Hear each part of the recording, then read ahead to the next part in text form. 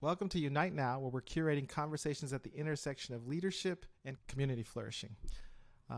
And today we have with us Christina Edmondson, Dr. Christina Edmondson, and with obviously with my hosts, Ruth Evans, the Executive Director of Unite, and Tito Ruiz, pastor at Stone Mill Church, and Dr. Christina Edmondson. Christina, could you give a quick intro for yourself? Yeah, I will do my best, and I do want to give people a heads up. I've been struggling with some laryngitis, so it really is me, but it's a different voice today. So my name is Christina Edmondson. I wear multiple hats. One of my primary roles, I serve as a scholar in residence at a church in Nashville, Tennessee. So that just combines the world of academia, research, scholarship, to directly have a positive impact on the life of the local church. My primary area of focus there is around multi-ethnic ministries, anti-racism, and ethics and leadership development. Then I also work with the Calvin Institute for Christian Worship and have served there. I formerly worked as a dean, administrator at Calvin University over intercultural student development, but continue my partnership with the Calvin Institute for Christian Worship after relocating and serve there as a collaborating partner. So I teach primarily on what's called faithful anti-racism. So we're looking at dismantling racism, obviously within our hearts and our minds, but also within our structures and practices, and in doing that in a way that is informed and fueled by the Christian faith. So that's a little bit about who I am. I'm a mom, I'm a spouse. Yeah, and I'm from the city of Baltimore. So there it is. Well, and I have in my notes that you hold a PhD in counseling psychology. I do. That is true. I hold a PhD in counseling psych. I have a master's in science and family systems and a bachelor's degree in sociology with an emphasis in race, class, and gender. So I'm a social science friendly person with kind of like a broad in a small kind of understanding as well. So that's my academic training. Well, in this combination of your counseling and academic experience, while also being at a scholar in residence at a church, I feel like you're really in this great intersection to help us have a conversation about sort of trauma and the way it's affected the way we interact with communities and how trauma prevents flourishing in communities. And so let's just start with this. What is trauma in the context of a community? Yeah, that's a great question. You know, I think people use the word trauma in a very pop culture way. So we have lots of language that this happens to, right? So we can think about how we can hear a word, it can sit within a particular discipline, and then we pull the word out of the discipline and it becomes, slang. So we can think about, getting stuck in rush hour traffic in a place like Atlanta or DC, and we're like, this is traumatic. Well, not really. It's just difficult, but it's not traumatic. What would make it traumatic is that it literally changed a chapter in your life. There's a page in the story of your life, and when a traumatic experience happens, that page gets folded back, and it's almost like the language gets written in a different way. The font changes. It shifts. And the way that we look at what is before us, we have new glasses on in which to see and understand the world. So trauma really changes us. It changes our perceptions, a real, true, and deep trauma. And a trauma is a significant event or experience that can happen to an individual or to a community, a nation, right, or a culture that really does do that. It kind of holds us at a place in time. It pulls us back to that historical moment. This is why for a lot of people who are recovering from certain forms of trauma, their body will feel like they're still in that experience, right? Because so much of that experience is feeling like you're locked into that moment, like you can't move forward. And so getting people to have an appreciation, for example, of the here and now and the present moment is one of kind of the gold standard treatments for trauma for people to say, actually, we're not back there anymore. We're right here, right now, so we can move forward beyond the difficulty of that experience. Well, that is really interesting that you say that, Christina. I have a question to kind of explore with your definition. You said that there's trauma and there's difficulty, right? Are we getting affected by difficulty and taking it to the level of trauma? Yeah. So, I think it would be unique for each individual, right? And so there are some experiences that are just simply traumatic for all people, right? If we're thinking about early childhood experiences, things like significant neglect, abandonment, abuse, sexual abuse, exposure to domestic violence, community violence, etc., or local or national incidences that take place that really, really shape and impact our experience of our sense of safety in the world. Our sense of safety and sense of identity are shifted by traumatic experiences. So for Generation X, 9/11 certainly represents that, right? Where they may have many people in their Gen X or millennials may have felt like, things are going well. The United States is, we're this superpower, right? And then 9/11 happens, and it rocks people's sense of national and social safety. So those are examples of cultural trauma. So that can happen on that large scale, that macro level. Certainly can happen more intimately on an individual level as well. You're describing events, right? Events that made this significant shift. But can you speak to sort of when, like, complex trauma, where there's like event after event? Sometimes maybe they seem like small events, but that they build and build and build together to create sort of an environment of trauma for a person or a group. Yeah, for sure. So let me give you a concrete example, one that may be controversial to people, but I think it's really helpful. So I'm gonna push into it.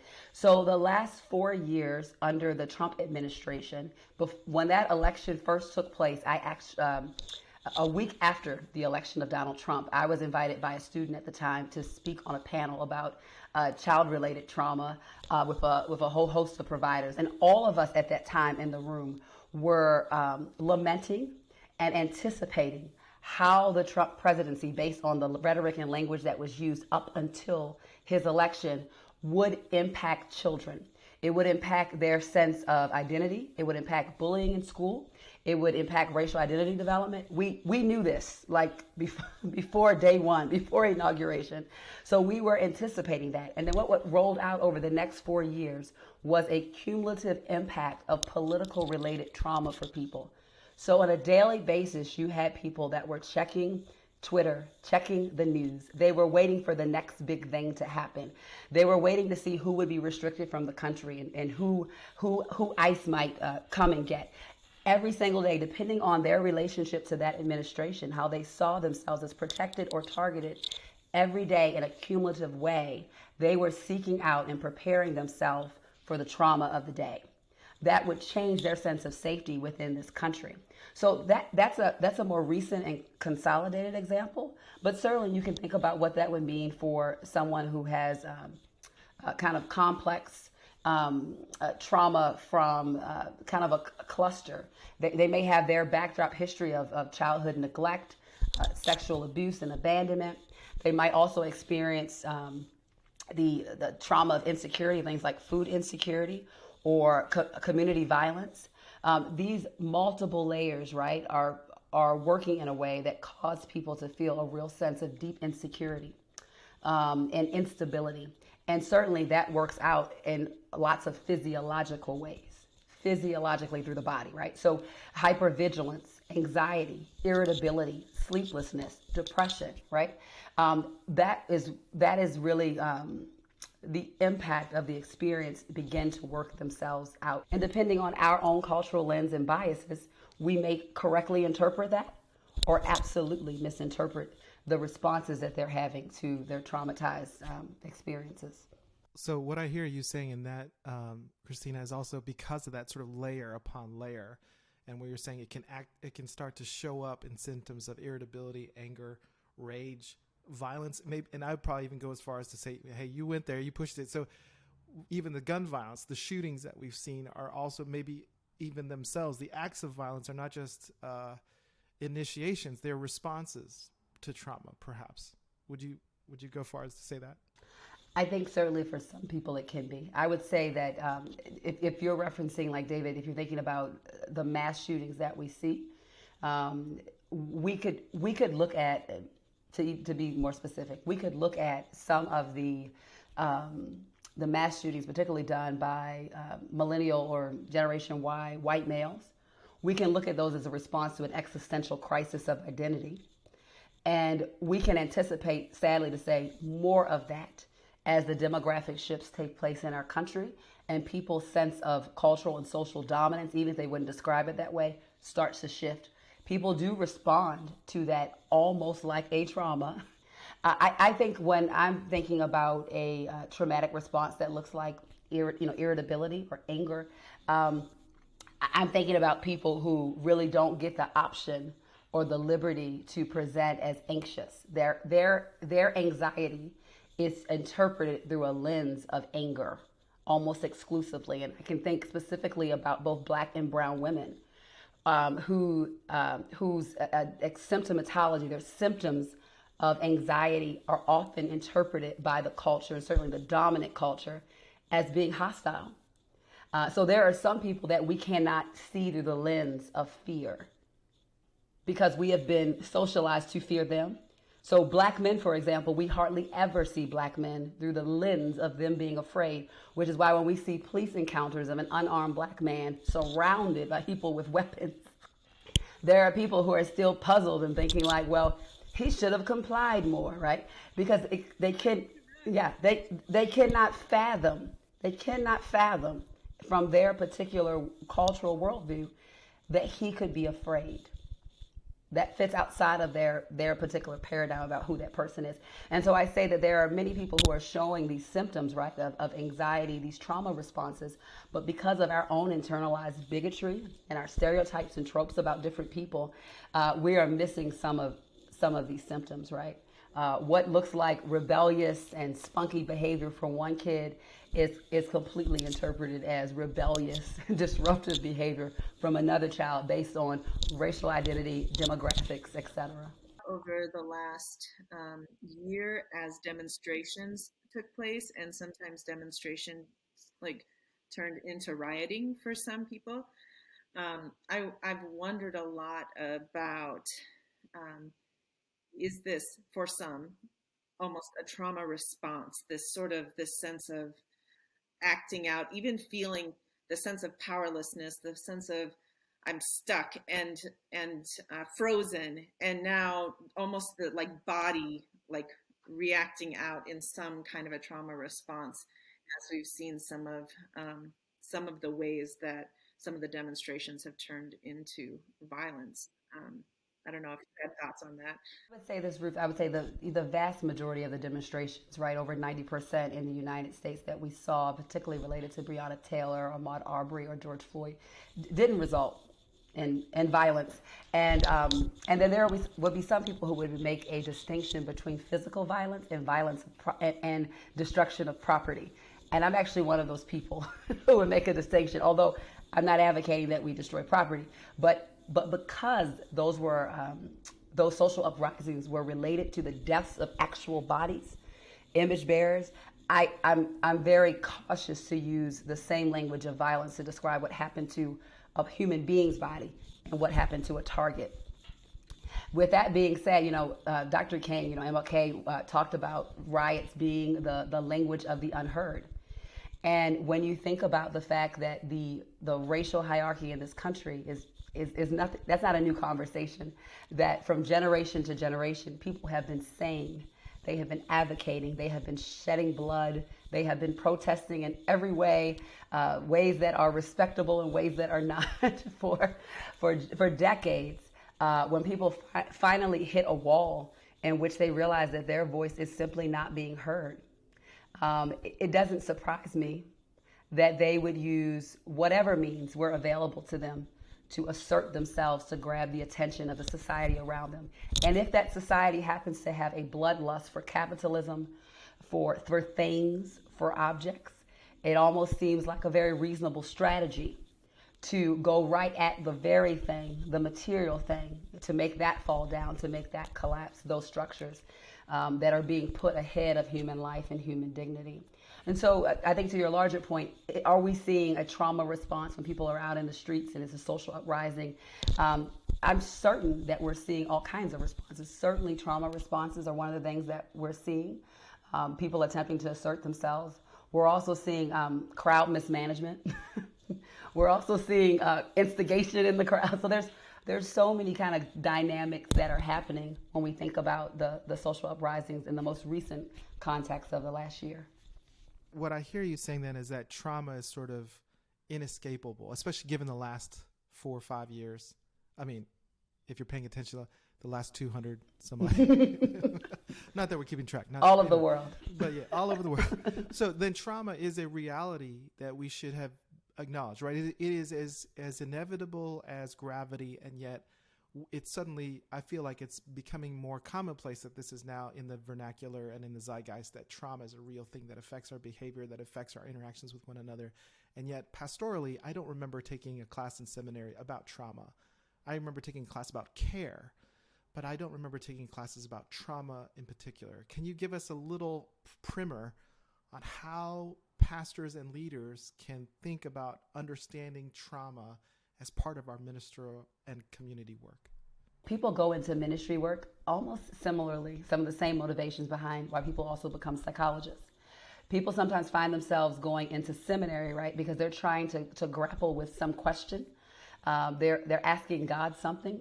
It may be a question they never say in class, right? It's their internal question. Psychologists are very similar in that way. They're trying to fix something. Usually they're trying to fix somebody. And I would make the case that pastors might even be worse at doing that, right? And in the sense that they're able to appeal to the moral high ground in that role, and it kind of being like a way to. It looks like it's kind of covering them up, but it doesn't, right? So ministry is incredibly exposing.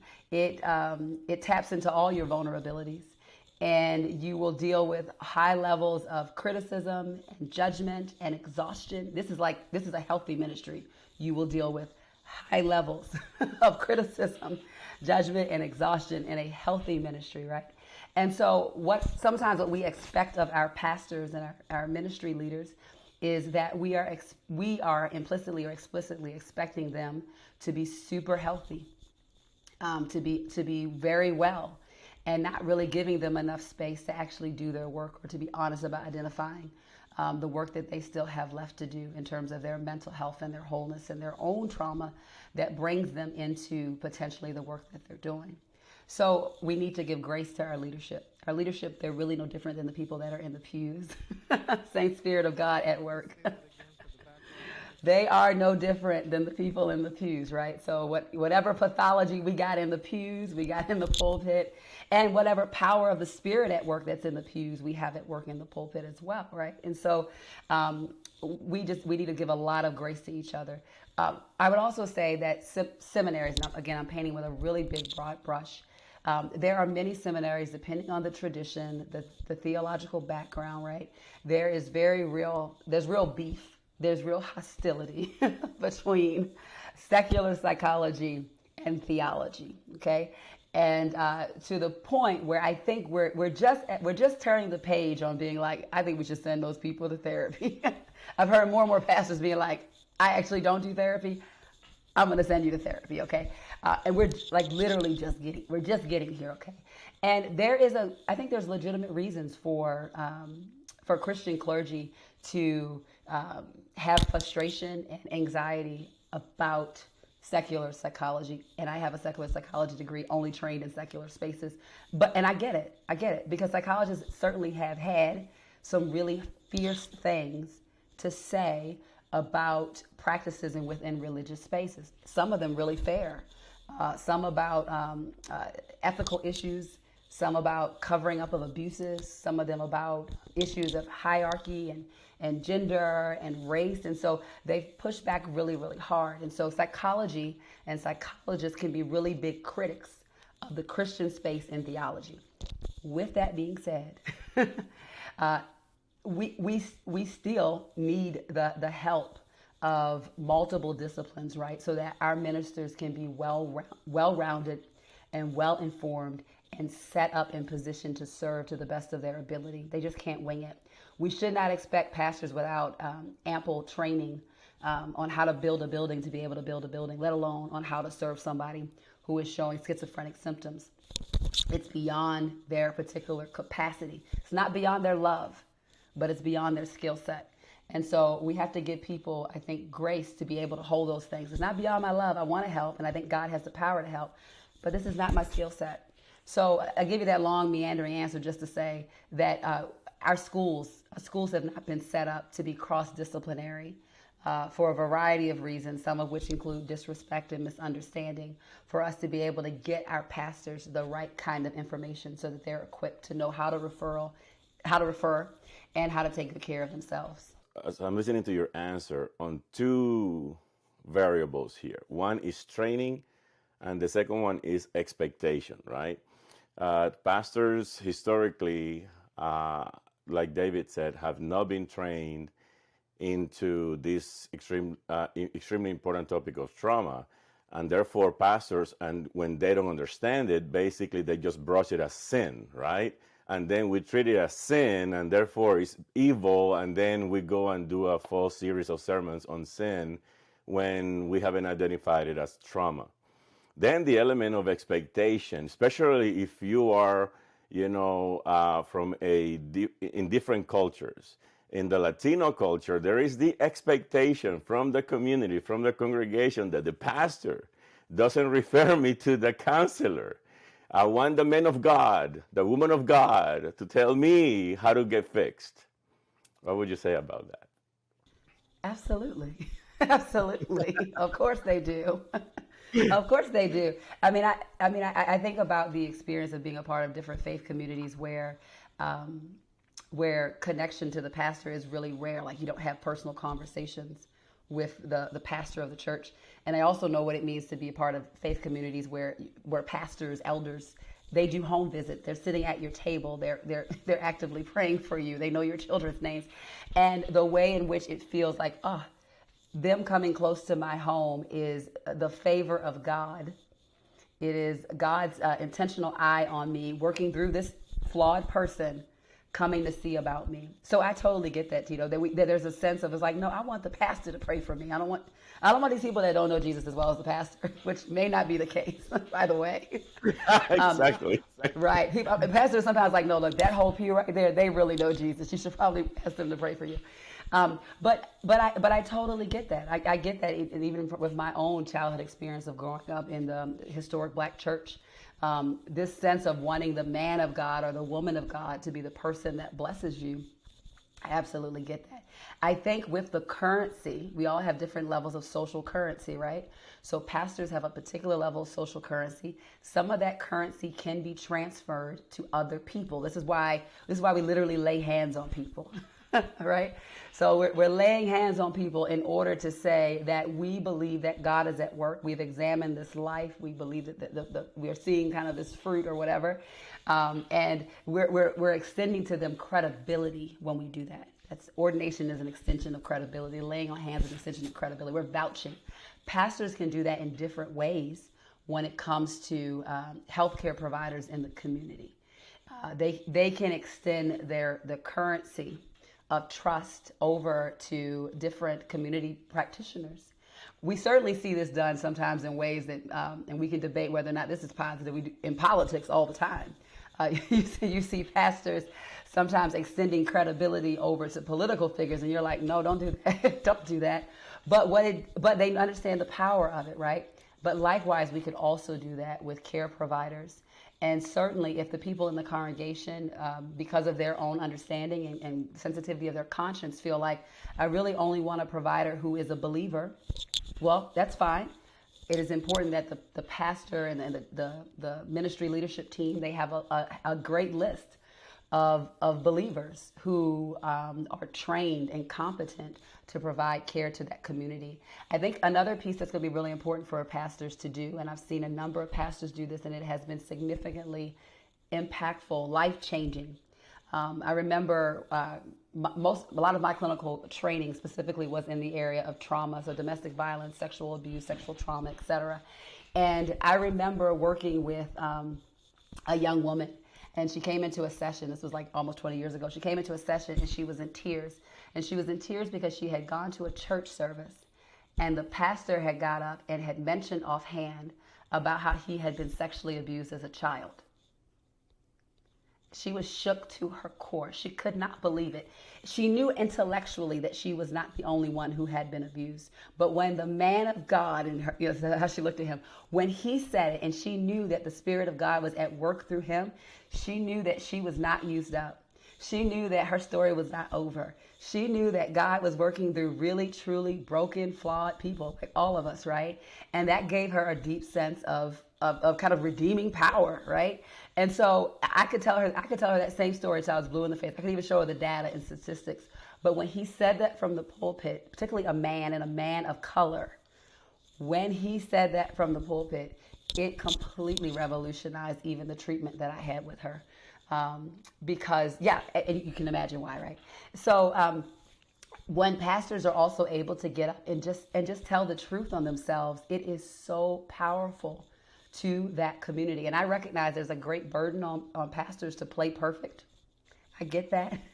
But when they are able to get up and say, I feel exhausted. The pandemic has been kicking my butt. And I have felt a type of depression that I've never felt before.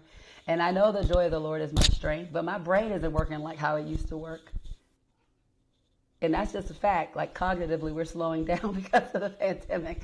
And so when they're able to say that out loud and to say, but you know what? I know that I am still God's beloved child. I know this doesn't feel the way I wanted to feel, but I know that faith sits outside of feelings. That frees the community up to start telling the whole truth on themselves about how they're really feeling. It also lets us know the extension and the strength and the boundlessness of grace, that our feelings don't disqualify us, right, from the grace of God. So anyway, all that to say is I think pastors play an incredibly important role just based on what they choose to share, what they choose to pray about, just their liturgical practices. They can just do so much good by even mentioning depression in their prayers, mentioning mental health, mental illness in their prayers before people, mentioning anxiety before people, instead of people walking away and feeling like if I'm afraid of something, it's because I'm a bad Christian, I don't have enough faith. But helping them to make some distinctions between clinical anxiety and other forms of fear, like fearing people over honoring and obeying God. I have to credit Pastor Jin Kim at Church of All Nations, who I think I heard the idea from him that he said that one of the roles of the pastor is to be the lead confessor and to lead in confession. And I just thought that was something that really resonated with me as you're talking about how we should use our currency to sort of open up the channel. And what I also hear you saying is that's one of the ways we treat trauma. That's one of the ways we can constructively, healthily engage trauma. Do you have other ways? So, okay, let me collect my question. One of the problems I see then is that a lot of us try to put on that strong face, stiff upper lip, let's get back at it, and we try to deny or sort of like suppress or try to like be strong through it. And what do you say? How do we sort of, when is the right time, and how do we posture that, hey, there is endurance here? I don't know. Is there a right way to sort of bring that, or is that like never the right answer?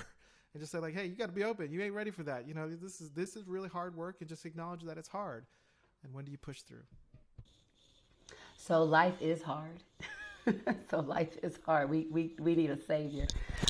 And so I think you can say that, and you can also be a person that says, I am so blessed.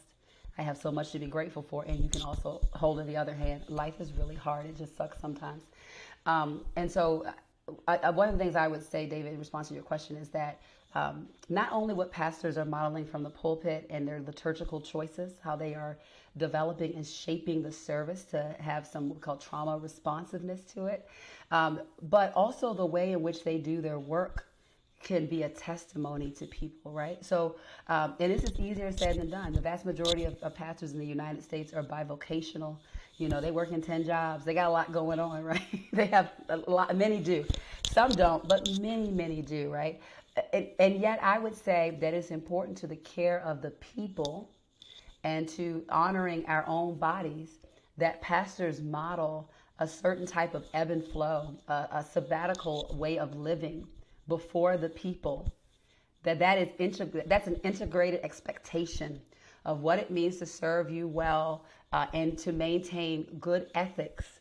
Because one of the things that we know that also happens is that when people are particularly weak, physically weak, they become particularly tempted to make shortcuts around ethical decisions.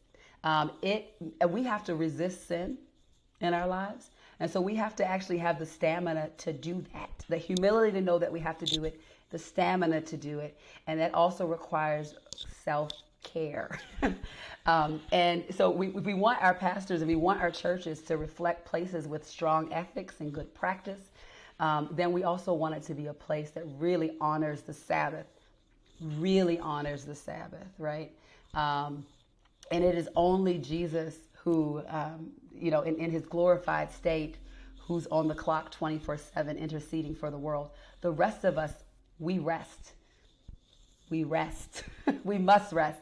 And if we don't, there are huge consequences for our mental health, our physical self, our physical health, our families, our relationships, but also some of the things that we drop the ball on in terms of making sure our local church is truly safe and ethical in its practices. So I throw that out there to say the pastors, the pastoral team, the leadership, they have got to passionately protect the health and well-being of the leadership.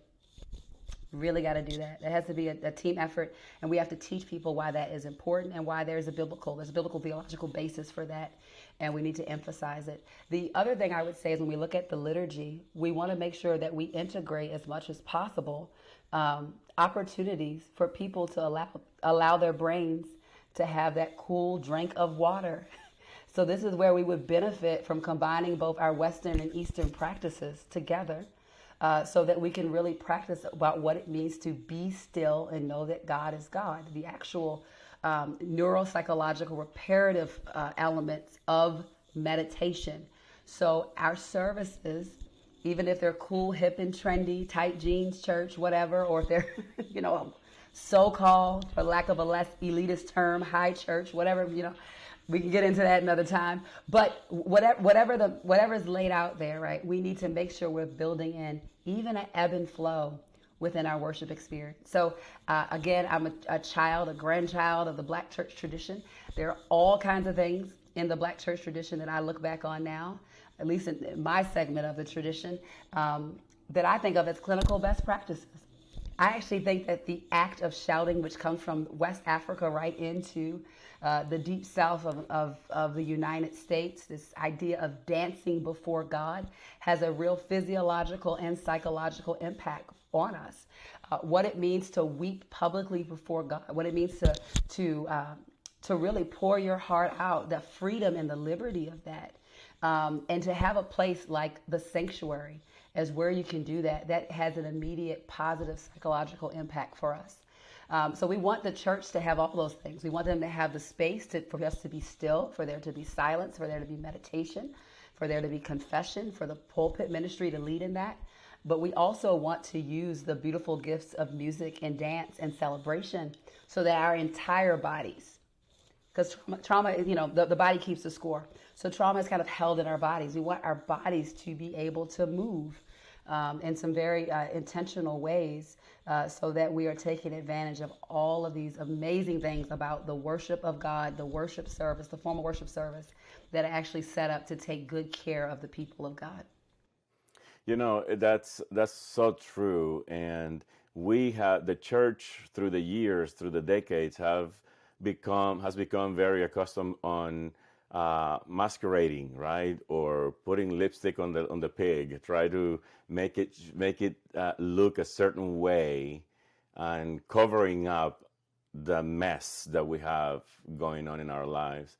Every Wednesday night we have a Zoom prayer meeting with our church congregation, and yesterday we were reading together on 1 Samuel chapter 12. And where Samuel is kind of giving his farewell to the people, and he's saying, hey, God knows the evil that you've done, but still go after God, worship God, serve God. And people, usually I just share the scripture and people are talking what they hear God saying. And we had a beautiful, meaningful conversation. And one person said, hey, I love Wednesday nights. we should do a Sunday morning on a Wednesday night style where we have these raw moments. And that's not the norm. The norm is you listen to the man or woman of God up front, you listen to the message, and you take it and you go home. And we said, okay, we're going to do it. We're going to break the rules that we have written and try to do life and learn together and be raw about what God says about us. But we have self-imposed, I guess, all these rules. Yeah. Well, we use rules, right, in order to manage. We think that our rules are going to protect us, and so oftentimes when we feel a sense of we're out of control, that's when we start to grab more rules. We try to, or if we're trying to control somebody else, we grab more rules around them too. No, I think you're absolutely right. And when we go to our, when we're thinking about our public worship time, this is a dialogical time.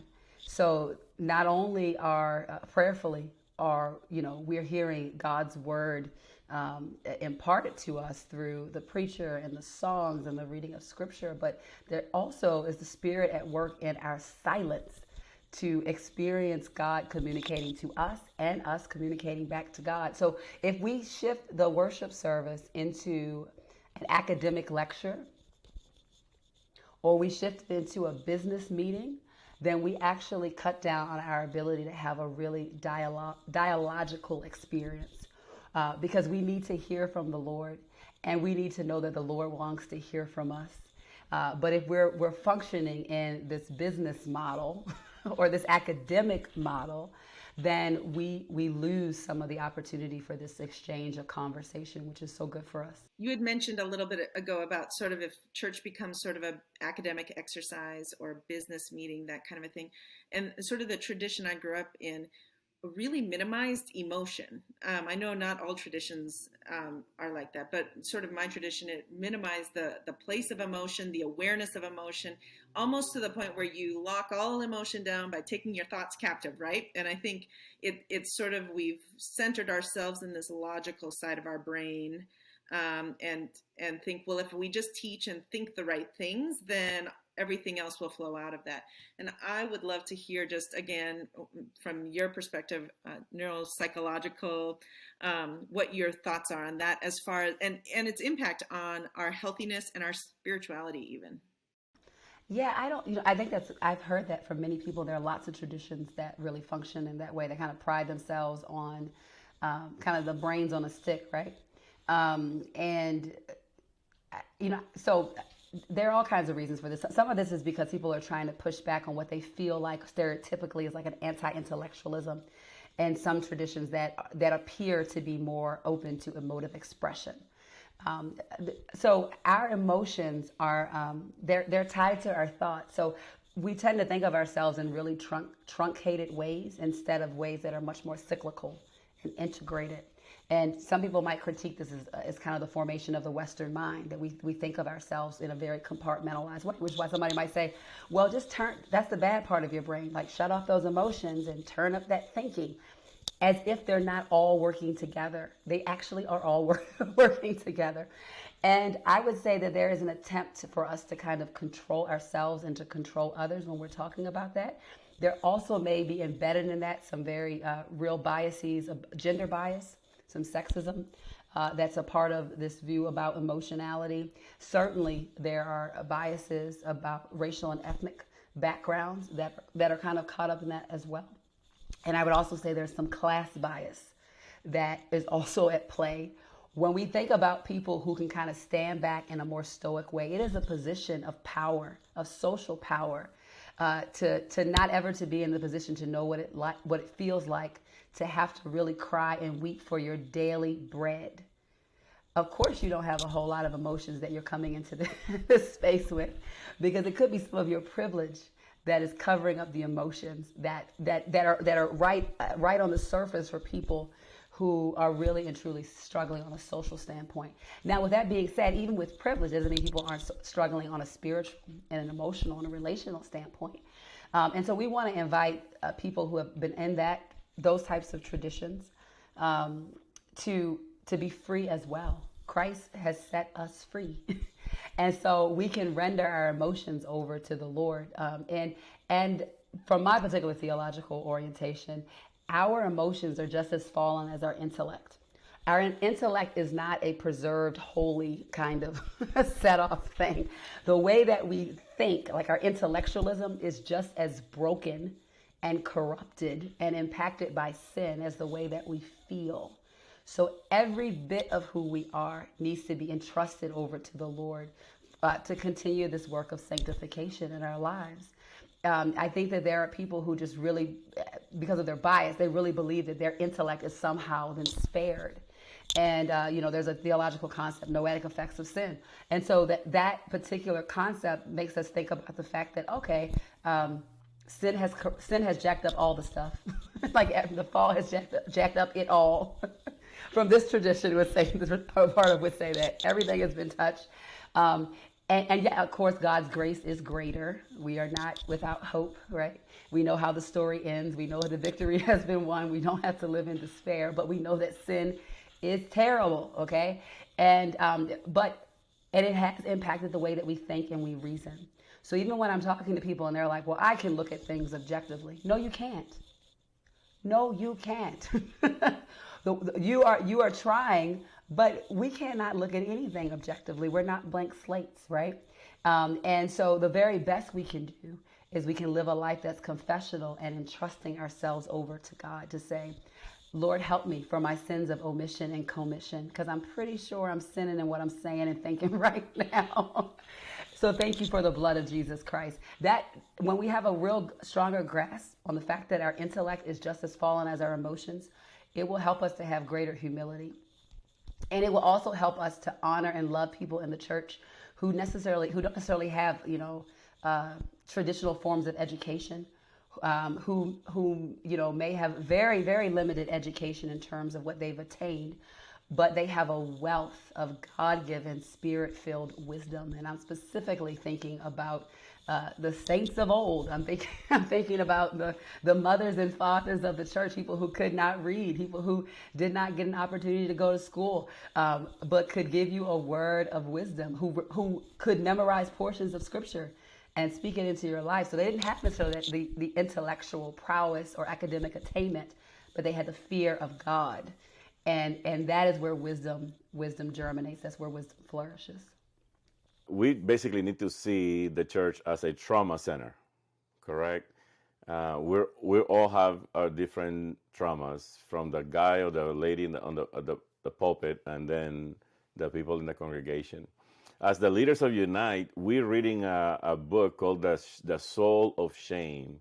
And the author talks about cultivating, that every leader needs to learn how to cultivate a culture of joy as kind of a solution to shame. So when I'm thinking of trauma, we need to also cultivate a culture of healing. Lately in church, we've been talking about God being a restorer, redeemer, and makes all things new. So help the pastors that are watching or listening today, how, in a nutshell, we can cultivate a culture of healing in the church. So I don't know about you. I don't like to go to any church where there's not laughter. I have a high expectation for laughter, and I don't find there aren't any people who I find funnier than church people. Church people are hilarious, and they just are. I mean, all kinds. I don't care what the we are just an eclectic bunch. I'm convinced that God called for Himself a people that He could chuckle with, and and so all of that to say is, I think that we don't have to resist. We should not resist making the church a place where there really is laughter, a place that children enjoy being. I think again, my theological kind of leanings. Children are so vital in the body of Christ.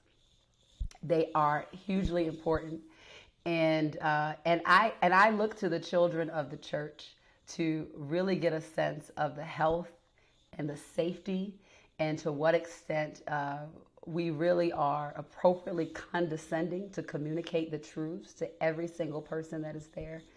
And so I want to see children in the local church full of joy. I don't want to see them afraid to wiggle and to move or to kind of get out in the aisle. I want them to obviously reverence the Lord, but to believe that that place is the safest place for them to possibly be. And so all of that to say is that I think we should look to children to be our joy gauge in the life of the local church.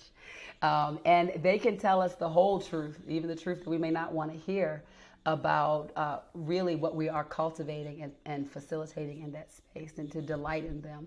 It wasn't until I became a mom that I appreciated hearing children sing in church. I used to didn't like it at all. I was like, why the children cannot sing? Why are we letting the children sing? Now that I have children and they're like double-digit age, right? Like you ever want to see me weep in church? Like, let the kids sing. Oh my goodness, let the kids sing. Let the kids give testimony. Let the kids communicate about the beauty of their faith that is budding and growing. And yeah, it's so corrective. It's so important. And it reminds us of why it's so powerful for us to have childlike faith. I think they are a gift to us to remind us of the power and the beauty of cultivating joy. So I'm throwing that out there to say that we don't need to look at children's ministry or children as something that's kind of like on the side. We need to be thinking about, is this a place where the children rejoice? And I have a feeling if the children are rejoicing, then we will be rejoicing as well. Wow, that is just brilliant. That's really great insights, both from the beginning of our time with you, just talking about Sabbath and currency and empowering health providers. Honestly, I wish I could interview you for days. I think we all feel that way. But if you had to have sort of hey, I want to leave you all with this. I want to make sure you guys, if you like this, if you like a taste of this, make sure you check out. Tell us where to go next. If we're hungry for more, where else would you direct us besides following you on Twitter and all that jazz? Oh, yeah, that's funny. Yeah, well, to answer your question, David, I was thinking, so a colleague of mine, her name is Irene Kragel. She's the head of the counseling center at Calvin University. She has a book called The Mindful Christian. And I think that could be a really helpful resource for your pastoral listeners, especially, just about how some practical ways that we can take care of our brains through mindfulness. And I would extend that over as a resource. I would also, really encourage, I think, pastors to, and not only pastors, but pastoral advocates, like in the ministry. It is really hard for people who are in leadership to, particularly leadership around where it's in the helping field, like the pastorate, to self-advocate without feeling like you're taking advantage of people or you're showing some sign of weakness. And so for the people who are listening that may not be the senior pastor, whatever the model is, you could uniquely use your voice to be an advocate for the pastor's health and well-being.